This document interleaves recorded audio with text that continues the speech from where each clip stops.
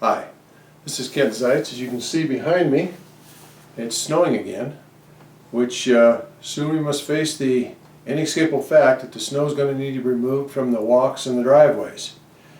Now, you want to do that to keep from icing up, obviously, and having a dangerous situation for your friends, family, or other people that are using the walks.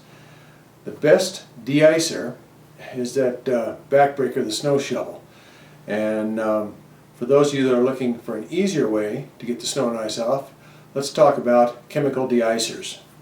According to the Colorado Ready Mix Concrete Association, that's a Colorado-based organization that promotes the use of concrete and the proper uses of it.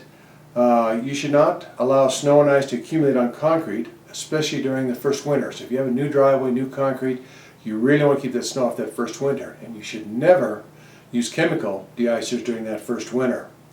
The other thing they recommend is if you've been out driving on the streets and the CDOT has used the mag chloride, different things to de-ice the streets, you shouldn't let your vehicle drip off on your concrete in your garage and driveway, as that is known to also damage the concrete.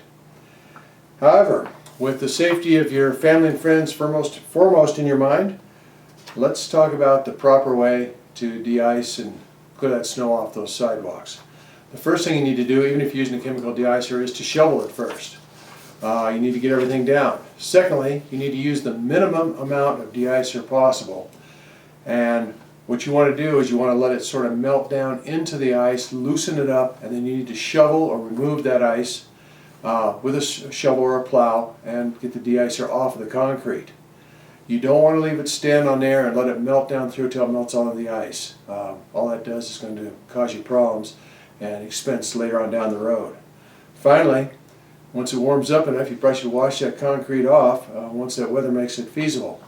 Now here I'm going to show you a couple examples of concrete where the finish is good and it's about 30-year-old concrete is fine. I'm going to show you another example where it's spalted or where it's broken off, and this is what can happen using chemical de-icers. Concrete that hasn't experienced spalting or chemicals is smooth, surface is uniform, even when it's wet, and there's less penetration of water and less way to have the concrete start breaking up. This is concrete that's experienced spalting. The top layer of the concrete has been chipped off, frozen, or cracked off, exposing the concrete to more potential damage and wear. This is what you want to avoid, and this is what de-icers can cause if not used properly.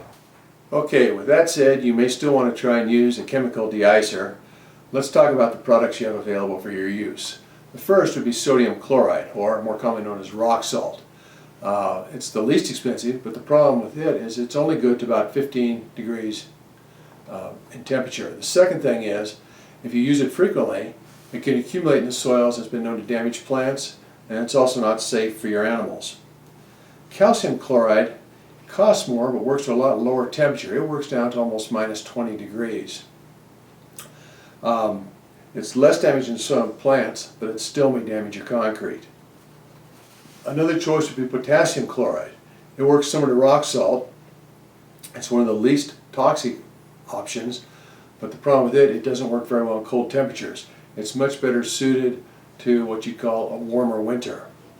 And then finally there's magnesium chloride. It's similar to calcium chloride, but it works down roughly, say, 5 degrees. The problem is it tends to slow down, and the colder the temperature gets, works slower as those temperatures drop. It also appears to be much more damaging to metals and other items like that. Another choice would be urea or chemical fertilizers. It may seem like a good idea for your plants and your soils, but they've been shown to be the most corrosive to concrete of all the de-icers, so I'd really stay away from those. So let's say you decide not to use a chemical de-icer. You shoveled, you chipped away, but you've still got a slick spot and you're concerned about someone possibly falling. Once again, say safety first. Try kitty litter or sand. It'll improve the traction tremendously, but it won't melt the ice. Lastly, according to the CRCMA, never use de-icers containing ammonium nitrate, ammonium sulfate, or potassium acetate. These chemicals are known to attack concrete. Anyway, I hope this has been helpful, and happy shoveling. Remember, we need the moisture.